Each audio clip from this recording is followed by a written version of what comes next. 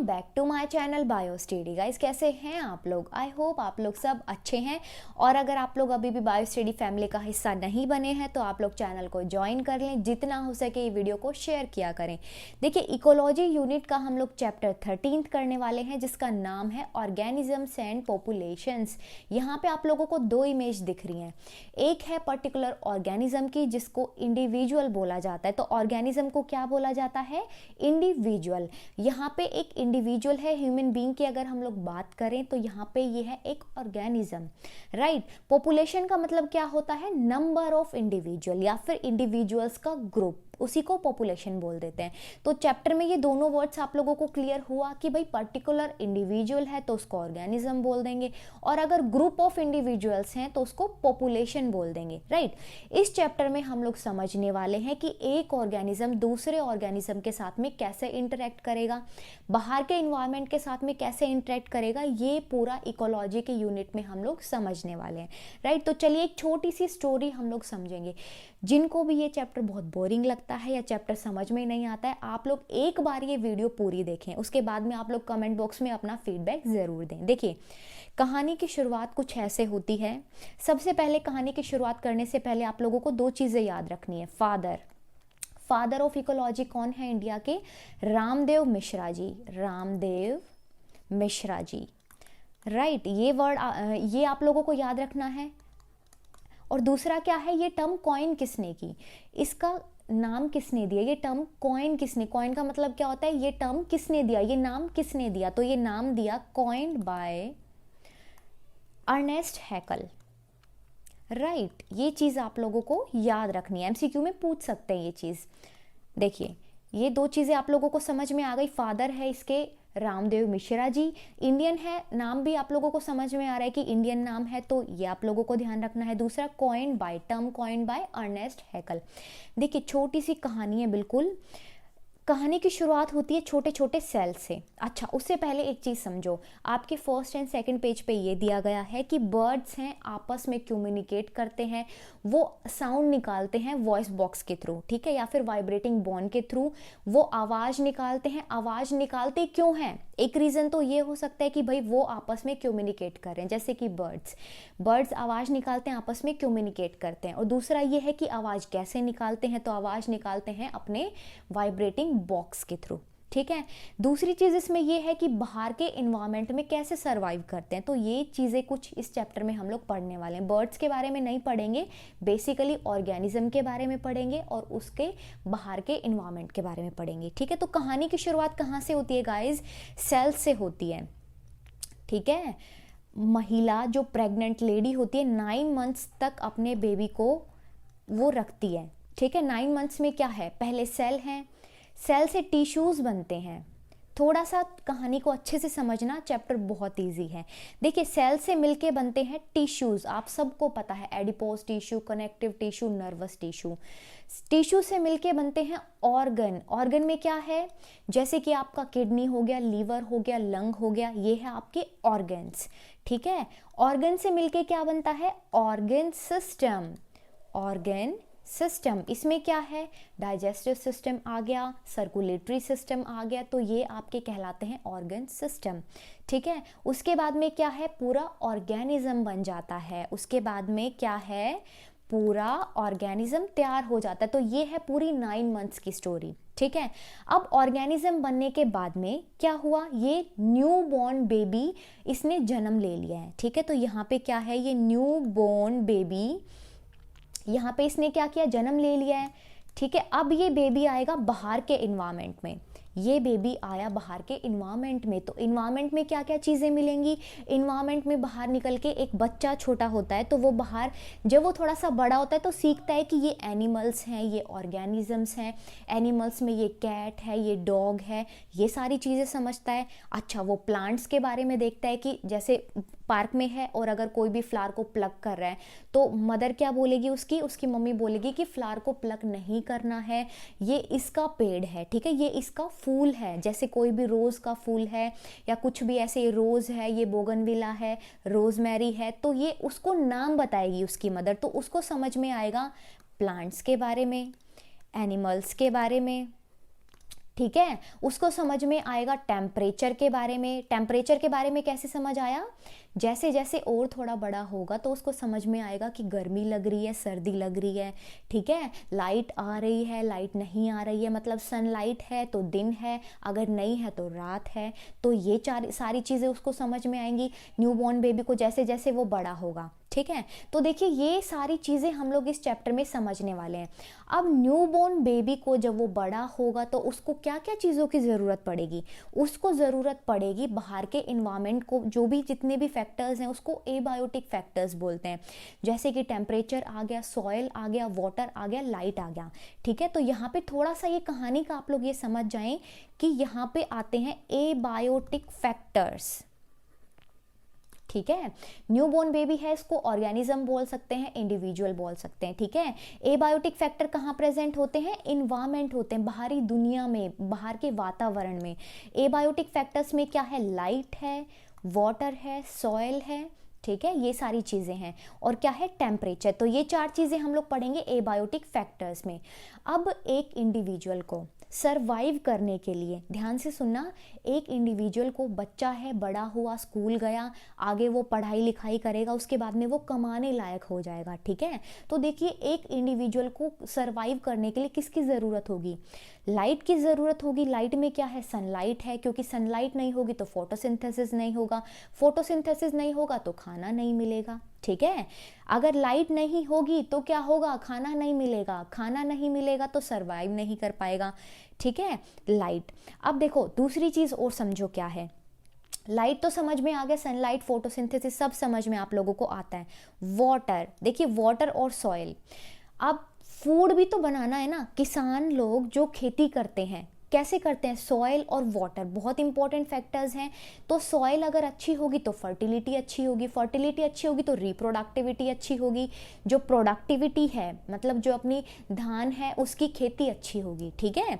तो वाटर की भी आज बहुत ज़्यादा इंपॉर्टेंस है और सॉइल की भी, राइट। टेम्परेचर, अब टेम्परेचर क्या है, क्लाइमेटिक वेरिएशंस होती हैं, मतलब कहीं का टेम्परेचर ज़्यादा होता है, कहीं का टेम्परेचर कम होता है, राइट। तो ये छोटी सी एक स्टोरी है कि कैसे सेल से टिश्यू बना, टिश्यू से ऑर्गन, ऑर्गन सिस्टम, ऑर्गेनिज्म, और वो फिर आया बाहर के इन्वायरमेंट में।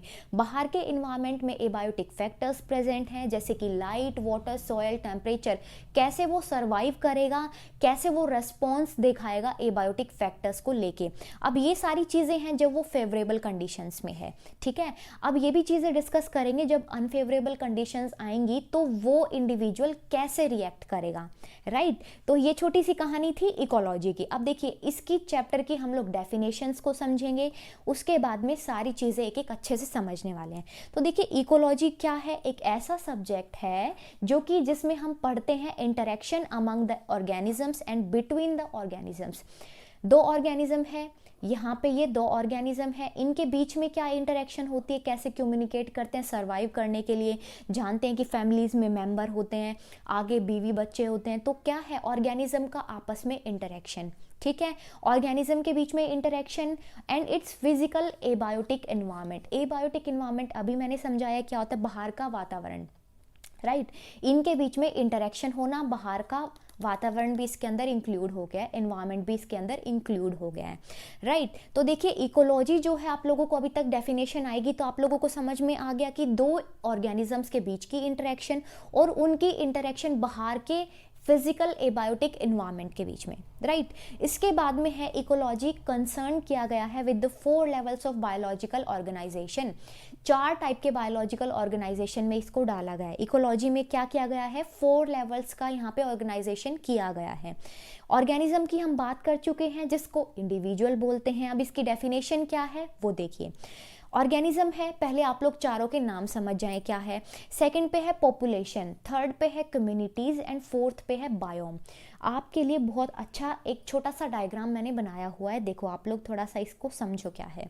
देखिए यहाँ पे एक फिश है, मैंने बोला है अगर एक है तो इंडिविजुअल होगा या फिर उसको ऑर्गेनिज्म बोलेंगे, राइट पहले थोड़ा सा आप डायग्रामेटिकली समझें, उसके बाद में इसकी डेफिनेशन आती है, तो डेफिनेशन भी आप लोगों को बहुत अच्छे से लिखनी है। राइट उसके बाद में सेकंड लेवल पे यहाँ पे आता है पॉपुलेशन। पॉपुलेशन मैंने बताया ग्रुप ऑफ इंडिविजुअल्स। यहाँ पे आपको 3 फिश दिख रही है, यहाँ पे थोड़ा सा ग्रुप है, थोड़ा नहीं मतलब ग्रुप है, एक या एक से ज़्यादा तो वो ग्रुप में आ गया, पॉपुलेशन कहलाएगा। समझ में आया। उसके बाद में थर्ड रो में है कम्युनिटी। भाई ये चीज़ समझने जैसी है, 2 तो बहुत आसान है, समझ में आ गए। कम्युनिटी में क्या होता है, जैसे कि Jat community, Punjabi community, Rajasthan community, तो उसमें क्या है, वहाँ पे पर्टिकुलर उस रीजन के लोग और उसका जो भी वो धर्म को मानते हैं वो धर्म। ठीक है, तो यहाँ पे कम्युनिटी में क्या है, जैसे कि यहाँ पे अंडर वाटर में फिश है, छोटे छोटे यहाँ पे क्या, यहाँ पे छोटे छोटे मॉसेस दिख रहे हैं आप लोगों को। ठीक है, यहाँ पे छोटी छोटी लिविंग्स दिख रही हैं आप लोगों को, living life of the sea water. जो भी यहाँ पे लैंड वाटर है, यहाँ पे आप लोगों को ये एग्जाम्पल के तौर पे समझाने की कोशिश कर रही हूँ मैं कि यहाँ पे इसको कम्युनिटी बोलेंगे, जहाँ पे 2-3 चीज़ें आ जाएं इस पर्टिकुलर रीजन की। हम वाटर की बात कर रहे हैं या फिर आप पॉन्ड मान सकते हैं, सी मान सकते हैं। तो इस पर्टिकुलर रीजन में जितने भी यहाँ पे प्रेजेंट हैं ये फिश, यहाँ पे छोटे छोटे ये लाइकन्स मॉसेस जो भी प्रेजेंट होते हैं, सी वाटर जहाँ पे ये और भी प्रेजेंट होते हैं, डिफरेंट लाइफ फॉर्म प्रेजेंट होते हैं यहाँ पे। ठीक है, तो उसको कम्युनिटी बोला जाएगा। अब इसके बाद में देखो यहाँ पे है लैंड, ये लैंड है, यहाँ पे ये ट्रीज उग रहे हैं, यहाँ पे क्या है, ये फॉरेस्ट एरिया है, ये लैंड है, ये वाटर है, इस सब को बोलेंगे बायोस्फीयर। कैसा स्फीयर है, जहाँ पे सारी चीज़ों को इंक्लूड कर लिया जाए। यहाँ पे आप लोग स्नेक्स देख रहे हैं, एनिमल देख रहे हैं, यहाँ पे क्या है, यहाँ पे लाइफ फॉर्म्स भी हैं, मतलब जो वाटर में प्रेजेंट होती हैं वो फॉर्म्स भी प्रेजेंट है यहाँ पे। ठीक है, बड़े प्लांट्स भी, तो ये सारी चीज़ों को बायोस्फीयर बोला जाएगा। अब थोड़ा सा तो डायग्रामेटिकली बिल्कुल आपको 15% समझ में आया है। देखो अब आगे का और भी अच्छे से समझना है डेफिनेशन के थ्रू, तो ये 4 चीज़ें हम लोगों को समझनी है। राइट तो देखिए इंडिविजुअल से स्टार्ट करते हैं डेफिनेशन में, जिसको ऑर्गेनिज्म भी बोलते हैं। डिस्टिंक्ट लिविंग एंटाइटी, खुद में एक लिविंग एंटाइटी है और ये कैरी आउट करती है ऑल द लाइफ प्रोसेसेस, मतलब ये रिप्रोड्यूस कर सकता है, ये ग्रोथ दिखा सकता है, रेस्पॉन्स टू स्टिमुलस दिखा सकता है। ठीक है, ये सारी चीज़ों को कैरी आउट करता है, ये सारे जितने भी लाइफ प्रोसेसेस होते हैं उसको कैरी आउट कर सकता है एक लिविंग एंटाइटी, जिसको इंडिविजुअल बोला जाता है।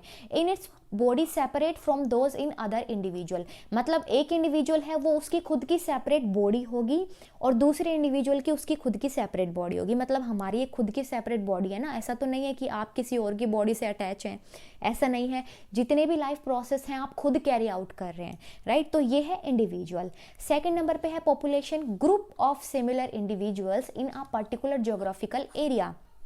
पर्टिकुलर ज्योग्राफिकल एरिया में सिमिलर इंडिविजुअल्स का ग्रुप, जैसे कि अगर पॉन्ड की बात करें, छोटा सा हम लोग बात करते हैं एग्जाम्पल के तौर पे कि वहाँ पे फिश प्रेजेंट हैं, तो फिश हम लोगों ने मान लिया वहाँ पे बहुत सारी फिश हैं तो उसको पॉपुलेशन बोल देंगे। थर्ड नंबर पे है कम्युनिटी। देखो क्या है ये, असेंबलेज ऑफ द पॉपुलेशंस, यहाँ पे पॉपुलेशन असेंबल होती हैं। ठीक है, डिफरेंट स्पीशीज़ की, मैंने बताया डिफरेंट स्पीशीज़ हैं कैसे, वहाँ पे एनिमल्स भी हैं, वहाँ पे ट्रीज भी हैं, वहाँ पे स्नेक्स भी हैं, वहाँ पे प्लांट्स भी हैं। तो ठीक है, प्लांट्स, एनिमल्स, बैक्टीरिया, फंजाई, ये सारे लिव करते हैं, रहते हैं in a particular area and interact with one another. Community थोड़ा सा कंफ्यूजिंग है, अच्छे से समझो फिर से। पॉपुलेशन की असेंबलेंस होती है डिफरेंट स्पीशीज, डिफरेंट स्पीशीज में क्या याद रखना है, प्लांट्स, एनिमल्स, बैक्टीरिया, फंजाई, ये सारे एक जगह इकट्ठे रहते हैं तो उसको कम्युनिटी बोल देते हैं। ठीक है, इकट्ठे रहते हैं और एक साथ मतलब एक दूसरे के साथ में इंटरेक्ट करते हैं। फोर्थ नंबर पे आता है बायोम, इसको बायोस्फीयर भी कह सकते हैं। बायोम का मतलब क्या है, large regional unit delimited by a specific climate zone, particular geographical area का पर्टिकुलर क्लाइमेट होता है। ठीक है, तो क्लाइमेट के बेसिस पे क्या है, एक रीजनल यूनिट दी गई है, उसको बायोम बोलते हैं। और बायोस्फीयर में क्या है, सारी चीजें इंक्लूड हो गई हैं। ठीक है, बायोम और बायोस्फीयर में क्या फर्क है, बायोस्फीयर में सारी चीजें इंक्लूड हो गई हैं, लैंड पे रहने वाले स्नेक्स, एनिमल्स, प्लांट्स, सारी चीजें इंक्लूड कर दी बायोस्फीयर के अंदर। और इसको climatic zone, specific climate zone के बेसिस पे उसको बायोम बोलेंगे कि particular vegetation area, particular biome है ये। ठीक है, तो ये क्या है, major vegetation zone and its associated fauna, जैसे कि tundra forest, temperate deciduous forest, tropical rain forest, oceans. ये क्या है, यहाँ पे इसके पर्टिकुलर बायोम्स हैं। देखो बायोम्स को आप कुछ ऐसे समझे कि पर्टिकुलर ये कुछ यूनिट्स दी गई हैं, जैसे कि कुछ ट्रॉपिकल फॉरेस्ट हैं, कुछ टेम्परेट फॉरेस्ट हैं, डिफरेंट टाइप के फॉरेस्ट हैं ये, ठीक है। कुछ कॉनीफेरस फॉरेस्ट हैं, कुछ एल्पाइन एंड टुंड्रा रीजन्स हैं, कुछ ग्रासलैंड रीजन है, कुछ डेजर्ट है। तो ये क्या है, बायोम्स हैं। यहाँ पे आप लोगों की एनसीईआरटी बुक में जो ये डायग्राम दिया गया है, ये एक इमेज दी गई है, डायग्राम नहीं, एक इमेज दी गई है। उसमें क्या बताया गया है कि टेम्परेचर के बेसिस पे इसको यहाँ पे शो किया गया है। जैसे कि डेजर्ट्स, ग्रासलैंड, ये टेम्परेचर के बेसिस पे यहाँ पे इसको शो किया गया है, ठीक है। अब एक एक चीज़ को समझते हैं कैसे। देखिए यहाँ पे आप लोगों को दिख रहा है कॉनीफेरस में क्या है, पाइन्स वगैरह हैं, जिनकी ऐसे कॉन जैसी सी शेप आती है जिन ट्रीज की, उनको कॉनीफेरस का नाम दे दिया गया है। ये क्या है, ये आइस है, राइट। यहाँ पे ये मिक्स्ड फॉरेस्ट है, डेसिडियस फॉरेस्ट है ये। उसके बाद में ये ग्रासलैंड रीजन है, जहाँ पे ग्रासेस होती हैं सिर्फ, मतलब बहुत छोटे माइन्यूट के, जो अगर छोटे दिख जाएं शब्स वगैरह तो वो एक मतलब पर्टिकुलर रीजन्स में होते हैं, ठीक है। ये क्या है, उसके बाद में है ये डेजर्ट एरिया। डेजर्ट एरिया में क्या आ जाता है, स्क्रब्स आ जाती है, जैसे कि कैक्टस हैं, राइट। यहाँ पे छोटे छोटे शब्स दिखेंगे, ये जो रीजन है यहाँ पे आप लोगों को शब्स दिखेंगे, राइट। कैक्टस है, यहाँ पे कैक्टस आप लोगों को दिख रहे हैं। उसके बाद में है ट्रॉपिकल ग्रासलैंड, और यहाँ पे क्या है, ये एवरग्रीन फॉरेस्ट, एवरग्रीन फॉरेस्ट, घने जंगल है यहाँ पे ये, ठीक है। तो ये एक आप लोगों को समझाने के लिए बताया गया है कि डेजर्ट में क्या है, डेजर्ट में कैक्टस होते हैं। ये पर्टिकुलर आप लोगों को समझाने के लिए बताया गया है कि क्या, देखो यहाँ पे घने जंगल है, फॉरेस्ट है, ऐसा इलाका है जहाँ पे टेम्परेचर बहुत ज़्यादा होगा, ठीक है।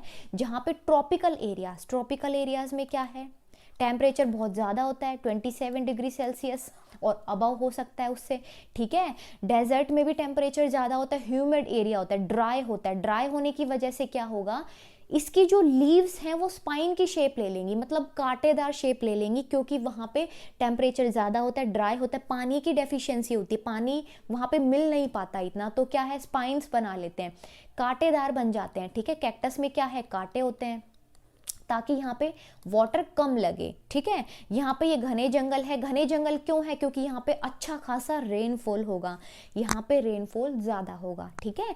तो ये चीज़ें थी। उसके बाद में देखो क्या है, इन्वायरमेंट समझो क्या होता है। Environment, biotic factors, abiotic factors, अब हम लोग ये पढ़ने वाले हैं, ठीक है। क्योंकि ऑर्गेनिज्म का तो आप लोगों ने देख लिया ना क्या है, ऑर्गेनिज्म का अच्छे से समझ में आ गया। उसको चार हिस्से में बांट दिया गया था, वो भी आप लोगों को समझ में आ गया। इन्वायरमेंट क्या होता है, it is a sum of all biotic और एबायोटिक फैक्टर्स। देखो क्या है, लिविंग बीइंग और नॉन लिविंग बीइंग, दोनों चीज़ों का जो मिलन होता है, दोनों चीज़ों का जो सम होता है, उसको इन्वायरमेंट बोल देते हैं। अपने आसपास के वातावरण में जीव जंतु भी हैं और नॉन लिविंग चीज़ें भी हैं, ठीक है। तो वो चीज़ें क्या कहलाएंगी, वो सारी इन्वायरमेंट के अंदर कहलाएंगी कि बायोटिक और एबायोटिक फैक्टर्स। इन्वायरमेंटल डे कब बनाते हैं, इन्वायरमेंटल डे बनाते हैं 5 जून को, वर्ल्ड इन्वायरमेंट डे 5 जून को सेलिब्रेट करते हैं हम लोग, ठीक है। देखो बायोटिक फैक्टर्स, बायो का मतलब क्या होता है, लिविंग। तो जहाँ पे लिविंग फैक्टर्स आ जाए, मतलब जहाँ पे प्लांट लाइफ और एनिमल लाइफ आ जाए, उसको बोलेंगे बायोटिक। प्लांट के लिए एक अलग वर्ड दिया गया है, फ्लोरा। फ्लोरा किससे बना है, फ्लावर्स से बना है, ठीक है। फ्लोरा, फ्लावर, तो ये क्या कहलाते हैं, प्लांट लाइफ कहलाते हैं, ठीक है। सेकंड है फोना। फोना का मतलब क्या है, एनिमल। एनिमल लाइफ को फोना की कैटेगरी में रखा गया और फ्लोरा की कैटेगरी में प्लांट लाइफ को रखा गया है। गाइज अगर आप लोगों को अच्छी लग रही है वीडियो, समझ में आ रहा है अगर सब कुछ आप लोगों को, तो चैनल को अभी सब्सक्राइब कर दें और वीडियो को आगे शेयर करें। चलिए अब एबायोटिक फैक्टर्स की बात करते हैं। मैंने आप लोगों को बताया टेम्परेचर, वाटर, लाइट, सॉइल, ये सब आप लोग समझ चुके हैं, बस नाम लेने की बात है, ठीक है। सब कुछ आप लोगों को पहले ही समझ में आ गया। टेम्परेचर में भी हम 2 चीज़ें पढ़ने वाले हैं, स्टेनो और यूरी, ठीक है। वाटर, लाइट एंड सॉइल, यहाँ पे ये छोटे छोटे फैक्टर्स को अब हम लोग डिस्कस करने वाले हैं। देखिए एक ऑर्गेनिज्म है, ऑर्गेनिज्म कैसे टेम्परेचर को टॉलरेट कर सकता है। कोई भी ह्यूमन बीइंग है या ऑर्गेनिज्म है, एनिमल है, कुछ भी है, वो ज़्यादा टेम्परेचर को टॉलरेट कर सकता है या कम टेम्परेचर को टॉलरेट कर सकता है। तो वो क्या करेंगे, हम लोग टेम्परेचर की कैटेगरी में पढ़ेंगे, ठीक है। टेम्परेचर का मतलब होता है degree of hotness and coldness, कितनी ठंड है, कितनी गर्मी है, उस डिग्री को बोलेंगे हम लोग टेम्परेचर, जिसको तापमान भी बोलते हैं, ठीक है। It is the most relevant environmental factor, most relevant environmental factor है ये। इट रेंजेस फ्रॉम सब zero levels in polar areas, polar areas में क्या है, सब जीरो लेवल्स होते हैं, और हायर एल्टीट्यूड्स में क्या होते हैं, मोर देन 50 डिग्री सेल्सियस। जैसे कि tropical desert in summer, tropical desert in summer में देखते हैं कि 50 से भी ज़्यादा, राजस्थान साइड में गर्मी में 50 से भी ज़्यादा टेम्परेचर पहुंच जाता है, ठीक है। तो ये डिपेंड करता है डिग्री ऑफ हॉटनेस और कोल्डनेस, राइट। इसके बाद में देखो क्या है, thermal springs and deep sea hydrothermal vents where the average temperature exceed 100 degree Celsius. भाई इन वेंट्स में, स्प्रिंग्स में 100 डिग्री सेल्सियस से भी ज़्यादा टेम्परेचर होता है, एक्सीड कर जाते हैं ये, ठीक है। The significance of temperature to living organism, it affect the kinetics of enzyme. Kinetics का मतलब क्या है, एंजाइम का मतलब क्या है, काम करने की जो क्षमता होती है, ठीक है, काम करने की जो क्षमता होती है, काइनेटिक्स होती है। देखो एंजाइम्स आपकी बॉडी में भी प्रेजेंट है, सबकी बॉडी में प्रेजेंट है। एक पर्टिकुलर टेम्परेचर पे, अपनी बॉडी का नॉर्मल टेम्परेचर 37 डिग्री सेल्सियस है, अब इस टेम्परेचर पे एंजाइम्स वर्क करते हैं, ठीक है, अच्छी एफिशिएंसी से वर्क करेंगे। लेकिन अगर टेम्परेचर ज़्यादा होगा तो ये अफेक्ट करेगा एंजाइम के काइनेमैटिक्स को, मतलब उनकी जो वर्क करने की एफिशिएंसी है उसको भी ये यहाँ पे अफेक्ट करेगा, ठीक है। उनका बेसल मेटाबॉलिज्म को अफेक्ट करेगा, activity and other physiological functions of the organism.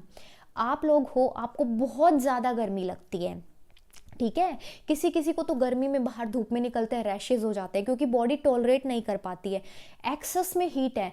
ठंड में क्या है, विंटर के सीजन में बहुत सारे लोग मैंने देखे हैं कि जिनकी फिंगर्स, नीचे से पैर स्वेल हो जाते हैं, क्योंकि झेल नहीं पाते हैं, इतना टॉलरेट नहीं कर पाते हैं इतनी ठंड को। तो ये क्या है, आपकी बॉडी उसके अकॉर्डिंगली एक्ट कर रही है, ठीक है। Depending upon the ability to tolerate the variations in surrounding temperature, organisms are of two type. Important line है ये, देखो अब यहाँ पे एबिलिटी आ गई टॉलरेट करने की, ऑर्गेनिज्म की टॉलरेट करने की एबिलिटी में देखा जाएगा कि ज़्यादा वेरिएशन को टॉलरेट कर पा रहे हैं टेम्परेचर की या कम वेरिएशन को। तो दो टाइप में डाल दिया गया इसको, यूरोथर्मल, यूरी हेलाइन नहीं है, वो सैलिनिटी में देखेंगे हम लोग, ठीक है। Yuri thermal and the stenothermal, ठीक है। यूरी थर्मल क्या है, few organism can tolerate thrive a wide range of temperatures। wide range of temperatures से मतलब क्या है कि ज़्यादा रेंज ऑफ टेम्परेचर्स को ये झेल सकते हैं, तो यूरी में आ जाएगा। यूरी मतलब क्या है, वाइड रेंज, वाइड रेंज। देखो सब कुछ बहुत आसान है ना, टेम्परेचर आप सबको पता है, डिग्री ऑफ हॉटनेस, कोल्डनेस, उसको दो चीज़ें, दो वर्ड याद रखने, Yuri thermal and the stenothermal. Steno का मतलब क्या होता है, नैरो रेंज, स्टेनो का मतलब होता है नैरो रेंज, राइट।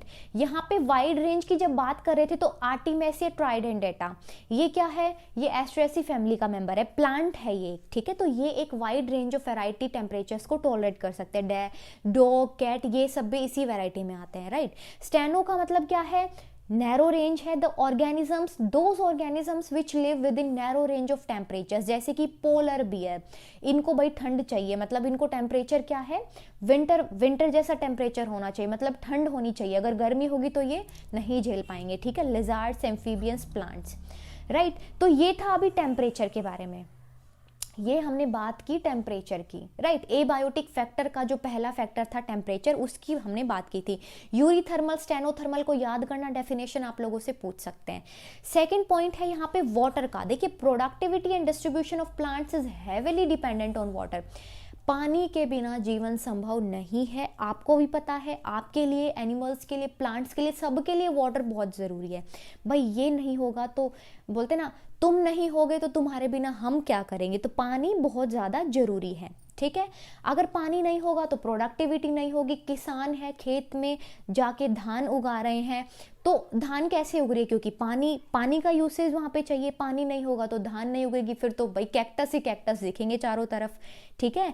यहाँ पे भी दो चीज़ें हैं, यूरी एंड स्टेनो। देखिए यूरी का मतलब आप लोग समझ जाए वाइड रेंज, स्टेनो का समझ जाए नैरो रेंज, तो हेलाइन का मतलब क्या है, सैलिनिटी कंडीशंस। अब वाटर है, वाटर में डिजॉल्व सॉल्ट्स कितने हैं, डिजॉल्व्ड सॉल्ट्स। अब कुछ के घरों में क्या है, मोटर लगी हो तो खारा पानी आता है, कुछ के घरों में मोटर लगी हो, कुछ कुछ रीजन्स में मीठा पानी आता है ना। तो डिजॉल्व सॉल्ट्स कितने प्रेजेंट है उसको बोलते हैं सैलिनिटी। एक एक वर्ड को अच्छे से समझना, सैलिनिटी। गाइज ये हम डिस्कस करने के बाद में एक बार छोटी सी कहानी पूरा मैं आप लोगों को ये सम अप कर दूंगी, ठीक है, टेंशन मत लेना। अच्छे से ये चैप्टर को आप लोग थोड़ा सा ध्यान से समझो। वाइड रेंज ऑफ सैलिनिटीज अगर कोई टॉलरेट कर सकते हैं जो भी ऑर्गेनिजम्स, वो यूरी हेलाइन की कैटेगरी में आ जाते हैं। स्टेनोहेलाइन में क्या है, ये सोल्ट वाटर में जितने भी लाइफ फॉर्म्स प्रेजेंट होती है, लाइफ फॉर्म्स सोल्टी वाटर में, ठीक है, वो यूरी हेलाइन कहलाती है। स्टेनोहेलाइन मतलब क्या है, fresh water, fresh water which are restricted to a narrow range are cold stenohaline. यहाँ पे सैलिनिटी की बात कर रहे थे हम लोग, ठीक है। ये यहाँ पे खत्म हुआ अपना सेकंड एबायोटिक फैक्टर। थर्ड पे आ जाता है लाइट। सबको पता है लाइट, सूरज दादा से हम लोगों को लाइट मिल रही है। प्लांट अपना खाना बनाते हैं फोटोसिंथेसिस करके। फोटोसिंथेसिस किसके प्रेजेंस में होता है, सनलाइट की प्रेजेंस में होता है, सूरज दादा की प्रेजेंस में होता है।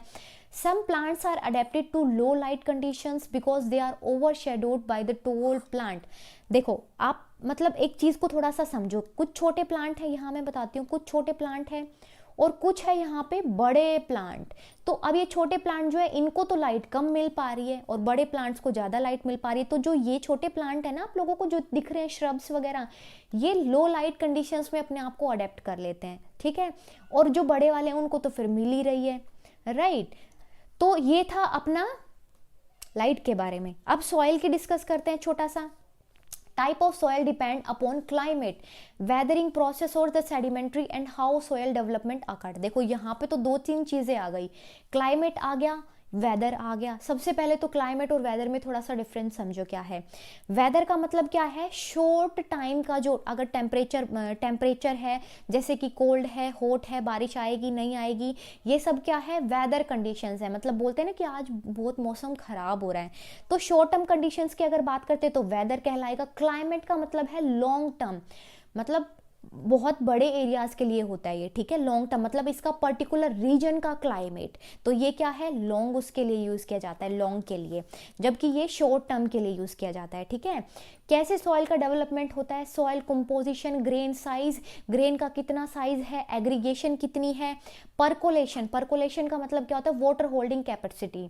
ये सॉइल है, सॉइल में भी डिफरेंट लेयर्स प्रेजेंट होती है, हमने यहाँ से डाला पानी, वाटर। ये है आपका प्लांट, ये है इसकी जड़ें, ये वाटर की लेयर्स हैं, ठीक है। ये है आपका कोई भी प्लांट कितना वाटर को होल्ड कर सकता है, कितनी लेयर्स तक फिल्टर हो सकता है। परकोलेशन का मतलब क्या होता है, वाटर का फिल्टर होना, ठीक है। केमिस्ट्री में क्या बोलते हैं इसको, वाटर का फिल्टर होना। लेकिन यहाँ पे क्या कहलाएगा, प्लांट कितना होल्ड कर पा रहा है, मतलब कितनी फिल्टर हो रहा है लेयर्स के थ्रू, जो सॉइल की लेयर्स है उससे कितना फिल्टर हो पा रहा है ताकि नीचे अच्छा जड़ों तक पानी जाए, राइट। वाटर होल्डिंग कैपेसिटी कितनी है, along with the pH, mineral composition, ये सारे फैक्टर्स होने चाहिए, तभी आप लोगों को अच्छा प्रोडक्टिविटी मिल सकती है, राइट। तो सॉइल का भी यहाँ पे बहुत ज़्यादा इंपॉर्टेंस है। सॉइल अगर खराब होगी, फर्टाइल नहीं होगी, तो क्या हो जाएगा, प्रोडक्टिविटी रिड्यूस हो जाएगी, खाने को कुछ भी नहीं मिलेगा, तो भूखमरी से मरने लगेंगे लोग, ठीक है, मरने लगेंगे। Mortality, death rate, birth rate, ये हम लोग नेक्स्ट पार्ट में पढ़ेंगे, ठीक है। जो पॉपुलेशन वाला पूरा कवर करेंगे हम लोग, वो सेकंड पार्ट में देखेंगे, राइट। अब ये चार चीजें हम लोगों ने पढ़ी, सबको समझ में आया। एबायोटिक फैक्टर्स में light, water, soil and the temperature, ये चार चीजें थी। अब अगर सपोज करें आप लोग, ये सारे फैक्टर्स अगर आप लोगों की मतलब आप लोगों की कंडीशंस के अकॉर्डिंग नहीं है, मतलब आप लोग इसमें कंफर्टेबल फील नहीं कर रहे हैं, कुछ स्ट्रेसफुल कंडीशंस आ गई हैं, आप लोगों के अनफेवरेबल है ये कंडीशंस, तो उस पे कैसे रिस्पॉन्स हम लोग देखेंगे, ठीक है। कैसे रिस्पॉन्स देंगे हम लोग उस चीज़ को लेके। जैसे कि देखो बहुत ज़्यादा गर्मी है, बहुत गर्मी है, तो आप लोग क्या करते हो, हाई बहुत गर्मी हो रही है, एसी ऑन करते हो, कूलर ऑन करते हो, ठीक है, ठंडा पानी पीते हो, तो आप अपने आप को क्या है, थोड़ा सा वो रिस्पॉन्स निकलता है गर्मी को लेके। बहुत ज़्यादा सर्दी है, आप लोग आग के आगे बैठ जाते हैं सिकने, ठीक है, बहुत ज़्यादा कपड़े पहन लेते, तो ये आप लोग रिस्पॉन्स दिखाते हैं जब अनफेवरेबल कंडीशन होती है। तो अनफेवरेबल कंडीशन के ड्यूरिंग क्या होता है, response to abiotic factor, external environment not always favourable. भाई हमेशा अपने फेवर में थोड़ी ना कुछ होगा, सारी चीज़ें अपने फेवर में नहीं हो सकती, एक्सटर्नल इन्वायरमेंट अपने हाथ में नहीं है, तो कुछ चीज़ें अनफेवरेबल भी हो जाती हैं, ठीक है। These are the periods and conditions when it become stressful, कुछ टाइम पे बहुत स्ट्रेसफुल हो जाती है चीज़ें, ठीक है। तो कैसे रिस्पॉन्स निकलेगा?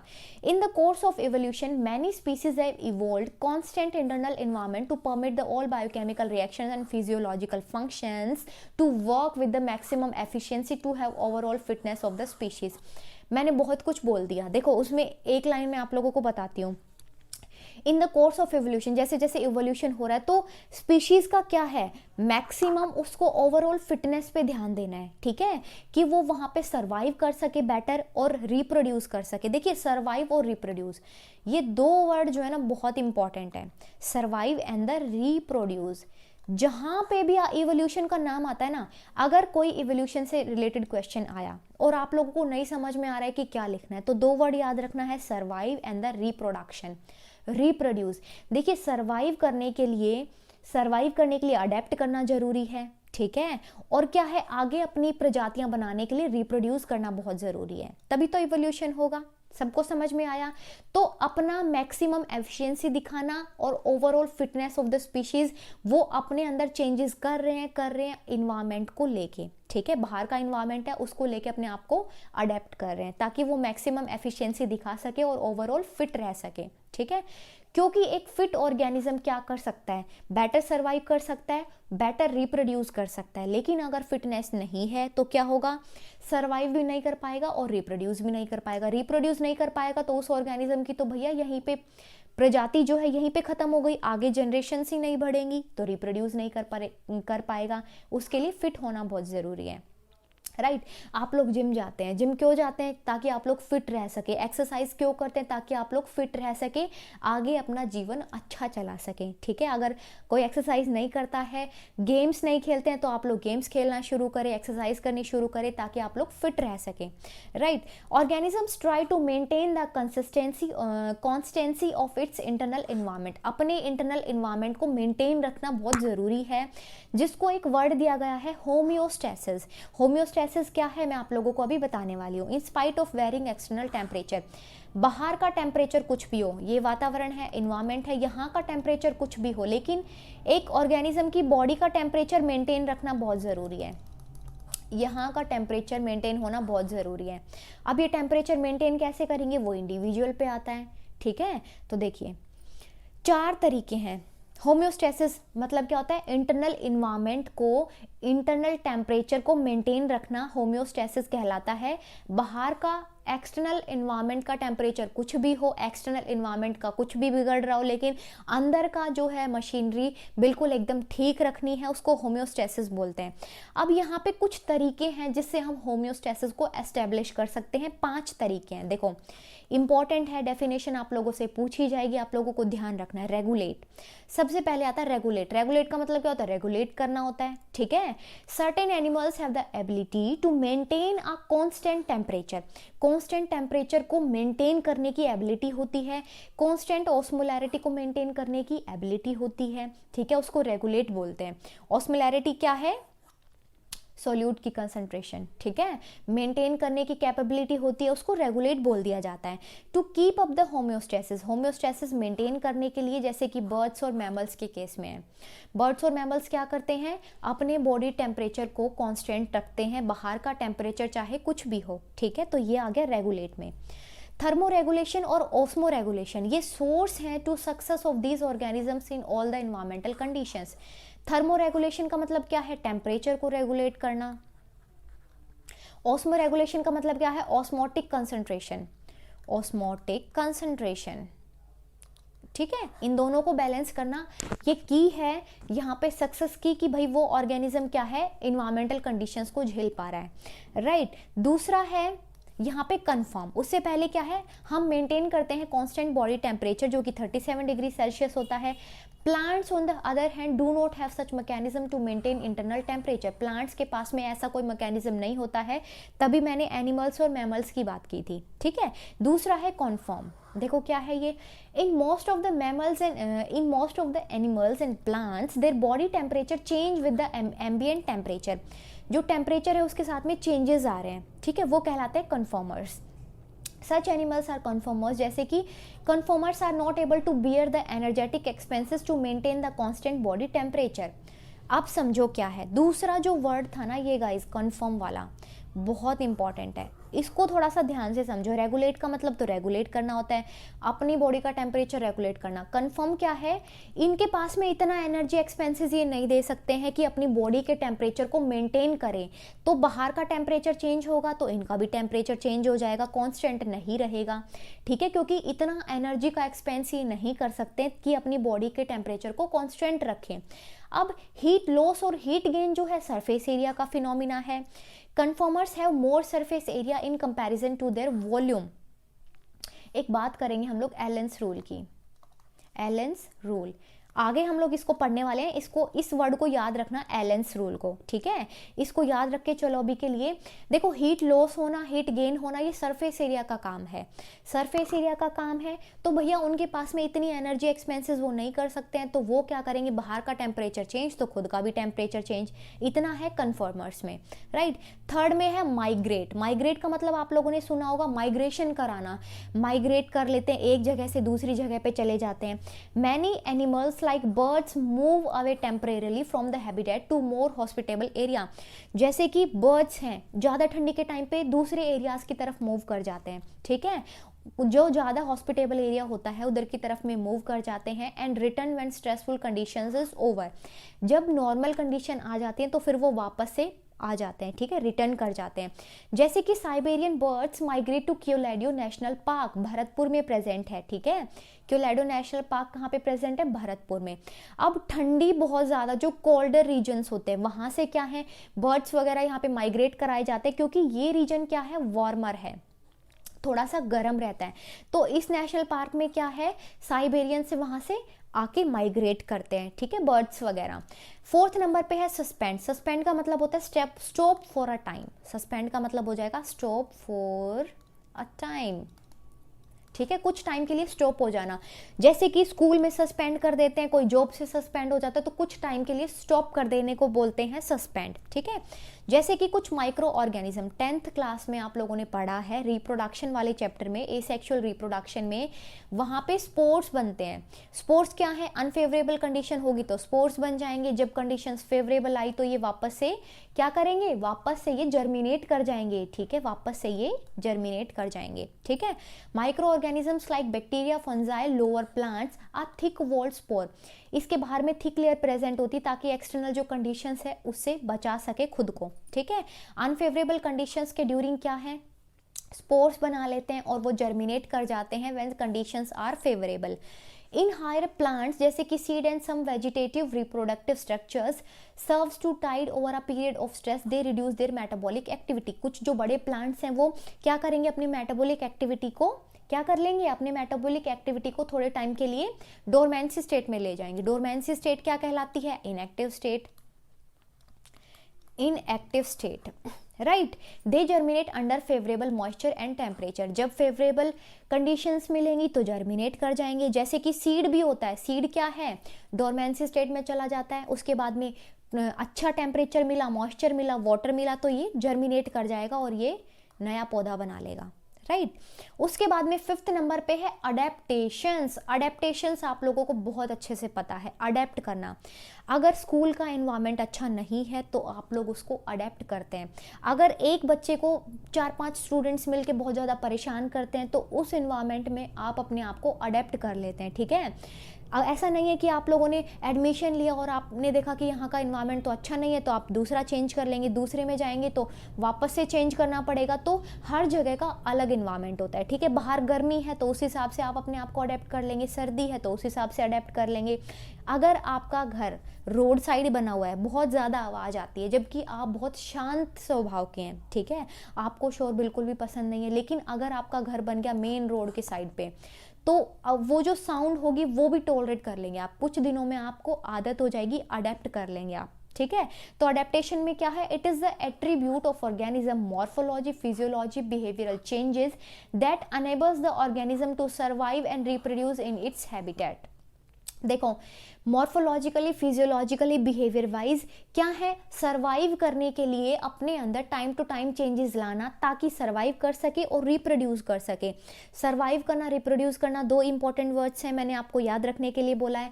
तो सर्वाइव और रिप्रोड्यूस करने के लिए क्या करना पड़ेगा, चेंजेस लाने पड़ेंगे। मॉर्फोलॉजी चेंज करनी पड़ेगी तो मॉर्फोलॉजी चेंज करेंगे, फिजियोलॉजी चेंज करनी पड़ेगी तो फिजियोलॉजी भी चेंज करेंगे, बिहेवियर में चेंजेस करने पड़ेंगे तो बिहेवियर भी चेंज करना पड़ेगा। अगर आपसे कोई बात नहीं करता ढंग से तो आप अपना बिहेवियर चेंज कर लेते हैं, ठीक है। आप थोड़े टाइम परेशान होते लेकिन उसके बाद में अपना बिहेवियर चेंज कर लेते कि बात नहीं करता तो कोई बात नहीं, ठीक है। मॉर्फोलॉजी का मतलब क्या है, जो स्ट्रक्चर पहले जैसा दिखता था वैसा नहीं दिखता। जैसे कि मैंने बताया कैक्टस प्लांट का, कैक्टस का क्या है, लीफ नहीं होती हैं, कुछ कैक्टाई कुछ स्पाइन्स शेप में होते हैं, ठीक है। इनमें लीव्स नहीं होती हैं, लीफ होंगी तो यहाँ पे ज़्यादा पानी लगेगा वाटर की, जबकि स्कैरसिटी होती है, ठीक है, डेजर्ट एरिया में। तो यहाँ पे मॉर्फोलॉजी चेंज कर ली, फिजियोलॉजी उसकी वैसे ही चेंज हो जाएगी, अंदर के फंक्शंस, जैसे कि वहाँ पे पानी की कमी है तो उस हिसाब से अडेप्ट कर लेंगे। तो ये आते हैं अडेप्टेशंस के अंदर। 5 चीज़ें आप लोगों ने पढ़ी हैं अभी, अच्छे से आप लोग ध्यान रखना इन चीज़ों को। वापस से एक बार रिवाइज करा देती हूँ मैं, कोई बात नहीं। देखो, रेगुलेट कराना अपने टेम्परेचर को, बाहर का कुछ भी हो अंदर का रेगुलेट कराना, ठीक है, अंदर के टेम्परेचर को कांस्टेंट रखना। कन्फर्मर्स क्या होते हैं, बाहर का चेंज तो अंदर का टेम्परेचर भी चेंज। माइग्रेट करने का मतलब क्या है, अगर स्ट्रेसफुल कंडीशन है तो वहां से माइग्रेट कर लेंगे, दूसरे प्लेस पे चले जाएंगे। सस्पेंड का मतलब होता है कि स्टॉप हो जाना, माइक्रो ऑर्गेनिज्म में स्पोर बना लेते हैं, बड़े प्लांट्स में डोरमेंसी स्टेट में चले जाते हैं। अडेप्टेशंस का मतलब क्या है, अडेप्टेशंस में अपने आप को अडेप्ट करना, अपनी मॉर्फोलॉजी को चेंज कर देना या बिहेवियर को चेंज कर देना या फिजियोलॉजी को चेंज कर देना, ताकि सर्वाइव कर सके एंड रिप्रोड्यूस कर सके, राइट। उसके बाद में है छोटा सा टॉपिक लास्ट का आज का, जैसे कि एग्जाम्पल अडेप्टेशंस का है ये। कंगारू रेट्स जो होते हैं वो अपनी पानी की जो रिक्वायरमेंट होती है उसको वो फुलफिल कर लेते हैं। कैसे, internal oxidation of fat in the absence of water. Internal oxidation कराते हैं फैट का, क्या है, यूरिन को भी कंसंट्रेट कर लेते हैं, ठीक है। तो क्या करेंगे, ये अपनी ऐसे करके ये अपनी वाटर की रिक्वायरमेंट को फुलफिल कर लेंगे। कंगारू रेट्स अडेप्टेशन में लिखना है, इंपॉर्टेंट है ये, एमसीक्यू में भी पूछ सकते हैं आप लोगों से ये, ठीक है। Thick cuticles in many plant also prevent loss of water. Thick cuticles होती हैं वो प्रिवेंट करा देती हैं लॉस को फोटोसिंथेसिस के ड्यूरिंग। कैम पाथवे आप लोगों ने देखा होगा, ठीक है। तो ये था अडेप्टेशन का। अब अडेप्टेशंस ऑफ मैमल्स क्या है, mammals from the colder climates have shorter ears and limbs to minimize the heat loss. This is called Allen's rule. मैंने बोला था ना, एलन्स रूल की हम लोग बात करेंगे। अब जो कोल्डर क्लाइमेट में प्रेजेंट होते हैं उनके कान और उनके लिम्स बहुत छोटे होते हैं, ठीक है। क्यों, ताकि जो हीट लॉस है उससे बच सके। एलन्स रूल क्या कहता है, एलन्स रूल कहता है सरफेस टू वॉल्यूम रेशो। ध्यान से समझना, surface to volume ratio, volume ratio. अब अगर सरफेस एरिया ज़्यादा होगा तो हीट लॉस ज़्यादा होगी, अगर सरफेस एरिया ज़्यादा होगा तो ज़्यादा हीट लॉस होगी, अगर सरफेस एरिया कम होगा तो हीट लॉस कम होगी, ठीक है। Surface to volume ratio Allen's rule है। तो कोल्डर क्लाइमेट का क्या है, पोलर बियर वगैरह होते हैं, उनके छोटे छोटे लिम्स होते हैं, ठीक है, उनके छोटे छोटे कान होते हैं, किस लिए, ताकि हीट को वहाँ पे लॉस होने से बचा सके। देखो, अगर अपनी बॉडी की सारी हीट का लॉस करा देंगे तो वो तो ठंड में मर ही जाएंगे, लेकिन उनको अडेप्ट करना है, मरना नहीं है, ठंड में सर्वाइव करना है, तो इसीलिए छोटी होती है उनकी जो लिम्स हैं, ईयर उनका साइज में छोटा होता है, ठीक है। पोलर, यहाँ पे पोलर बियर्स का यहाँ पे एग्जाम्पल दिया गया है। Polar sea aquatic mammals like seals have a thick layer of fat called blubber. Blubber की लेयर होती है below the skin that act as insulator and reduce the loss of body heat. Important है ये। Seal में क्या है, blubber की layer होती है जो स्किन है उसके नीचे की तरफ में, ठीक है। अब ये क्या है, इंसुलेटर की तरह काम करती है। इंसुलेटर की तरह काम करेगी तो यहाँ पे लॉस को रिड्यूस करा देगी, लॉस ज़्यादा नहीं हो पाएगा और ये कोल्डर रीजन्स में सर्वाइव कर जाएंगे, ठीक है। कोल्डर रीजन्स में ये they can survive, cold regions में सर्वाइव कर पाएंगे ये, right. Physiology and biochemical adaptations, यहाँ पे हमने मैमल्स की बात की थी, एनिमल्स की बात की थी, तो अगर हम लोग फिजियोलॉजिकली देखें तो उस चीज़ को कैसे अडेप्ट करना हो गया, जैसे कि एल्टीट्यूड सिकनेस, इसको क्या बोलते हैं, एक चीज़ और बोलते हैं, एक्यूट माउंटेन सिकनेस, ठीक है। माउंटेन मतलब पहाड़ पे चढ़ते हुए, ठीक है, ऊंचाई पे जाते हुए किसी किसी को ना सिकनेस होने लगती है। सिकनेस क्या होता है, नोजिया, फैटिग, ऐसी ऐसी फीलिंग आने लगती है, आपको एकदम से चक्कर आने लग जाता है, हार्ट पाल्पिटेशंस होती है, दिल बहुत ज़्यादा धड़कने लगता है, ऐसे लगता है कि सांस नहीं आ रहा, तो वो वाली चीज़ को क्या है, एल्टीट्यूड सिकनेस बोलेंगे। मानसरोवर अगर किसी ने विजिट किया है, अगर कोई गया है, तो वहाँ पे भी आप लोगों को ऐसे लगेगा कि भाई वहाँ पे बहुत ज़्यादा दम घुट रहा है, ठीक है, ऐसी फीलिंग आप लोगों को लगेगी। फैटीग हो जाएगा, थकान जैसा लगेगा, दिल धड़केगा बहुत तेज़ी से, लेस ऑक्सीजन, ऐसे दम घुटने लगेगा, क्योंकि क्या होगा, सब कुछ एटमॉस्फेरिक प्रेशर पे डिपेंड होगा, right. The person gradually acclimatised and stop experiencing altitude sickness. धीरे धीरे वो अपने आप को अडेप्ट कर लेगा, धीरे धीरे क्या होगा, उसको बाद में ऐसा फील नहीं होगा। देखिए क्या है, जैसे जैसे ऊपर चढ़ाई करेंगे तो क्या हो जाएगा, सिकनेस लगेगी। अब सिकनेस लगेगी तो वहाँ पे हम लोग इसको बैलेंस करने के लिए, इम्पॉर्टेंट क्वेश्चन है गाइज, इम्पॉर्टेंट क्वेश्चन है, आप लोगों से पूछेंगे, बैलेंस करने के लिए किसको, सिकनेस को क्या कराना पड़ेगा, आरबीसीज का प्रोडक्शन ज़्यादा कराना पड़ेगा, जो रेड ब्लड सेल्स हैं उसका प्रोडक्शन बढ़ाना पड़ेगा, ब्रीदिंग रेट, जल्दी जल्दी सांस लेना पड़ेगा आप लोगों को, ठीक है, ब्रीदिंग रेट जो होगा उसको हाई करना पड़ेगा, बढ़ा दोगे। अगर अब कोई आगे विजिट करेगा पहाड़ी एरिया में, ऊपर चढ़ते चढ़ते अगर किसी को ऐसा लगता है, ग्रेजुअली अगर ये चीज़ फील होने लग जाती है, तो ब्रीदिंग रेट जो उसको इंक्रीज करिए, right. Haemoglobin affinity, HB binding affinity जो है उसको रिड्यूस कराना पड़ेगा, तो इस सिकनेस को हम लोग ओवरकम कर देंगे, ठीक है। इंपॉर्टेंट क्वेश्चन है, आरबीसीज की प्रोडक्शन ज़्यादा करनी पड़ेगी, जल्दी जल्दी ब्रीदिंग रेट अपना हाई करना पड़ेगा, और हीमोग्लोबिन की एफिनिटी को कम करना पड़ेगा, ताकि हम ओवरकम कर सके एल्टीट्यूड सिकनेस से, राइट। सेकेंड है, a number of marine invertebrates and fish live in temperature always less than zero. Less than zero होता है, वहीं पे वो लोग रहते हैं, जैसे कि मेराइन इन्वर्टिब्रेट्स, फिशेस वगैरह। Some live deep inside the ocean while the pressure where the pressure is very high by the array of biochemical adaptations, जहाँ पे प्रेशर बहुत ज़्यादा होता है, लेकिन क्या है, अपने आप को अडेप्ट कर लेते हैं उसके अकॉर्डिंग, ठीक है। अब है बिहेवियरल अडेप्टेशंस, जैसे कि कुछ ऑर्गेनिजम्स जैसे कि desert lizard lack the physiological ability that mammals have, उनके पास में फिजियोलॉजिकल एबिलिटी नहीं होती है, but deal with the high temperature of their habitat, बाहर के ज़्यादा टेम्परेचर से भी डील कर जाती हैं। डेजर्ट लिजार्ड की बात कर रहे हैं हम लोग, ठीक है। बाय द बिहेवियर मीन्स कैसे, they bask in the sun, basking का मतलब क्या होता है, धूप सेकना। आप बाहर धूप में चले जाते हो, सर्दियों में आप बाहर धूप में बैठ जाते हो, आपकी मदर धूप में बैठ जाती हैं, ठीक है, आपने देखा होगा आपकी सिस्टर बाहर धूप में बैठी हैं। बास्क करना मतलब कि धूप सेकना, तो वो धूप सेकती हैं, ठीक है, एब्जॉर्ब कर लेती हैं हीट को, और जब उनका बॉडी टेम्परेचर लो हो जाता है, मतलब जब उनको लगता है कि हाँ भाई अब आज का कोटा पूरा हो गया है, तो वो शेड में, छाया में चली जाती हैं, ठीक है। और when the ambient temperature starts increasing, जब अंदर का टेम्परेचर बढ़ने लग जाता है, तो वो क्या करती हैं, वो शेड में चली जाती है, मतलब वो छाया में चली जाती है, धूप में नहीं रहती हैं, ठीक है। तो ये क्या है, डेजर्ट लिजार्ड का है, अडेप्टेशंस हैं उसकी, कि वो पहले धूप सेकेगी सूरज दादा से, यहाँ पे आके बैठ जाएगी, धूप सेक लिया, उसके बाद में ये फिर छाया में चली जाएगी, राइट। ये था गाइस आप लोगों का कंप्लीट चैप्टर। अब देखो, मैंने आपको बोला था कि मैं चैप्टर को सम अप करने वाली हूँ, देखो क्या है, वही कहानी छोटी सी वापस से रिपीट कर रही हूँ मैं, मतलब रिपीट नहीं कर रही हूँ, आपको छोटा सा, मैं आपको 2-4 लाइनों में ये चीज़ को कंप्लीट कर रही हूँ आज के पार्ट को। ऑर्गेनिज्म हमने देख लिया कैसे बना है, ऑर्गेनिज्म और ऑर्गेनिज्म के बीच में इंटरेक्शन होना, ठीक है, ये एक ऑर्गेनिज्म है, ये दूसरा ऑर्गेनिज्म है, इनके बीच में आपस में इंटरेक्शन करना, क्योंकि इनको सर्वाइव करना है और इनको रिप्रोड्यूस करना है, ठीक है। उसके बाद में बाहर का इन्वायरमेंट, यहाँ पे इन लोगों को कैसा टेम्परेचर, लाइट, वाटर, ये सब कैसे झेलना है, मतलब यहाँ पे आगे उनको खाना भी उन लोगों को बनाना है आगे, ठीक है, रहना भी है, जॉब भी करनी है, तो सारे एबायोटिक फैक्टर्स को, जो नॉन लिविंग फैक्टर्स होते हैं, उनमें सर्वाइव करना, ठीक है। अब कुछ स्ट्रेसफुल कंडीशंस आ जाएंगी, तो उसमें अपने आप को अडेप्ट करना, ठीक है, अडेप्ट कर लिया। उसके बाद में क्या है, अडेप्ट में 2-4 चीज़ें हैं, जैसे कि बिहेवियर वाइज होता है, फिजियोलॉजिकली, बायोकेमिकली, ये क्या है, कुछ अडेप्टेशंस होती हैं। तो ये था गाइज आज का चैप्टर। पार्ट 2 में हम लोग पढ़ेंगे पॉपुलेशन एट्रीब्यूट्स के बारे में, म्यूचुअलिज्म, कमेंसलिज्म, ये सब क्या वर्ड हैं, क्या डेफिनेशन इसकी होती है, ये सब हम लोग पढ़ेंगे। गाइज आज के लिए इतना ही काफ़ी है। अगर अच्छी लगती है तो लाइक करके जाएं प्लीज़, वीडियो को लाइक करें, शेयर करें, सब्सक्राइब करें। कल मिलते हैं, till then bye, take care.